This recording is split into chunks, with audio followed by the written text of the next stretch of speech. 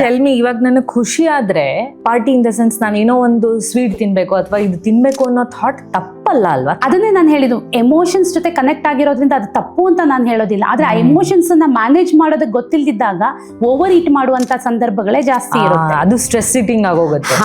ಈಗ ನಾವು ಪ್ರತಿದಿನ ನಮ್ಗೆ ಹಸಿವಾದಾಗ ತಿನ್ನೋದು ಮತ್ತು ಹಸಿವಿಲ್ಲದೆ ತಿನ್ನೋದು ಎಷ್ಟು ಸಲ ಅನ್ನೋದನ್ನ ನಾವು ಕೌಂಟ್ ಮಾಡ್ಕೊಂಡ್ರೆ, ಫಾರ್ ಎಕ್ಸಾಂಪಲ್ ನಮ್ಗೆ ಬೆಳಿಗ್ಗೆ ಎದ್ದ ತಕ್ಷಣ 1-2 ಅವರ್ಗೆ ಬ್ರೇಕ್ಫಾಸ್ಟ್ ಬೇಕಾಗುತ್ತೆ. ಆ ಬ್ರೇಕ್ಫಾಸ್ಟ್ ಏನ್ ತಿಂತೀವಿ ಅದನ್ನ ಸಫಿಶಿಯೆಂಟ್ ಆಗಿ ಎಷ್ಟು ತಿಂತೀವಿ ಅನ್ನೋದು, ಮತ್ತು ಆ ಬ್ರೇಕ್ಫಾಸ್ಟ್ ಜೊತೆಗೆ ನಾವು ಏನೆಲ್ಲ ಖುಷಿಗೆ ತಿಂತೀವಿ. ಬ್ರೇಕ್ಫಾಸ್ಟ್ ಒಂದು ಪಾರ್ಟ್ ಇರುತ್ತೆ, ಅದ್ರ ಜೊತೆ ಖುಷಿಗೆ ಏನೆಲ್ಲ ತಿಂದಿರ್ತೀವಿ ಅದು ಬೇರೆ.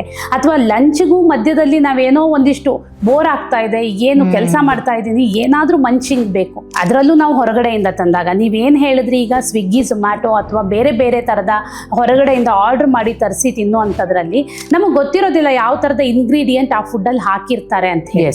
ಒಂದು ದಿನ ತಿಂದಾಗ ಏನೋ ಪರವಾಗಿಲ್ಲ, ಬಟ್ ನಾವು ಅದನ್ನ ವಾರದಲ್ಲಿ 4-5 ದಿವಸ ಹ್ಯಾಬಿಟ್ ಮಾಡ್ಕೊಂಡಾಗ ಅದು ನಿಮ್ಮ ದೇಹದ ಫ್ಯಾಟ್ಗೆ, ಸ್ಟೋರೇಜ್ಗೆ ಕಾರಣ ಆಗುತ್ತೆ, ಬೇರೆ ಬೇರೆ ಸಮಸ್ಯೆಗಳಿಗೆ ಕಾರಣ ಆಗುತ್ತೆ.